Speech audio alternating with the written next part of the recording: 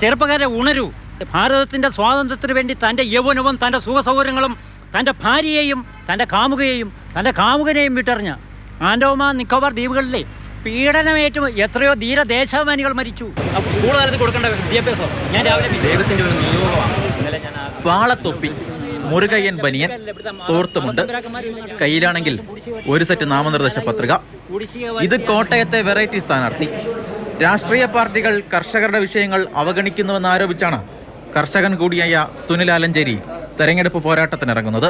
ഞാൻ അത് ചെയ്യും, ഞാൻ ഇത് ചെയ്യും, ഞാൻ കപട ചിരിയും ചിരിച്ച് നിന്നെയൊക്കെ ഒപ്പിക്കാടാന്ന് വരുന്ന രാഷ്ട്രീയക്കാരുടെ കപടത മാറ്റാൻ വേണ്ടി കപട വേഷവും കിട്ടി ജനങ്ങളെ തമ്മിൽ, മുട്ടനാടുകളെ തമ്മിൽ കൂട്ടിമുട്ടിച്ച് രക്തമൂറ്റി കുടിക്കുന്ന ചെന്നൈക്കെതിരെയുള്ള പോരാട്ടം. ബ്രിട്ടീഷുകാരുടെ കാലത്ത് ഹിന്ദുക്കളെയും ക്രിസ്ത്യാനികളെയും മുസ്ലിങ്ങളെയും തമ്മിൽ അടുപ്പിച്ചു. അതേ തന്ത്രം ഉപയോഗിക്കുന്ന ഇവിടുത്തെ രാഷ്ട്രീയക്കാരുടെ കോമാളിത്തത്തിനെതിരെയുള്ള പോരാട്ടം കൂടിയുണ്ട്.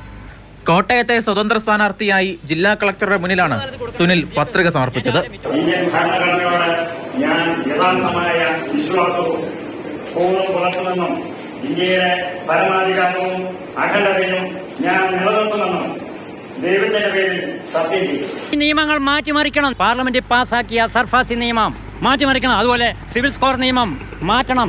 കൃഷിപ്പണി ചെയ്താണ് കെട്ടിവെക്കാനുള്ള പണം സ്വരൂപിച്ചത്. നേരത്തെ 2 തവണ പാലായിൽ നിന്ന് സുനിൽ ആലഞ്ചേരി നിയമസഭയിലേക്ക് മത്സരിച്ചിരുന്നു. കർഷകനും മത്സരിക്കാനുള്ള അവകാശമാണ്. കർഷകന്റെ കാർഷിക മേഖലയിൽ വൻ തകർച്ചയാണ്. വാഴക്കൊല ആർക്കും വേണ്ട. തമിഴ്നാടൊക്കെ ചെയ്യുന്ന പോലെ കാർഷിക വാഴക്ക, ഏത്തക്ക, വാളയംകോടൻ തുടങ്ങിയ കാഴ കൊണ്ടുള്ള പ്രോഡക്റ്റുകൾ, ചപ്പാത്തി ഉണ്ടാക്കാം. അടുത്ത തവണ രാഷ്ട്രപതി തെരഞ്ഞെടുപ്പിൽ മത്സരിക്കണമെന്നാണ് സുനിലിന്റെ ആഗ്രഹം. മാതൃഭൂമി ന്യൂസ്, കോട്ടയം.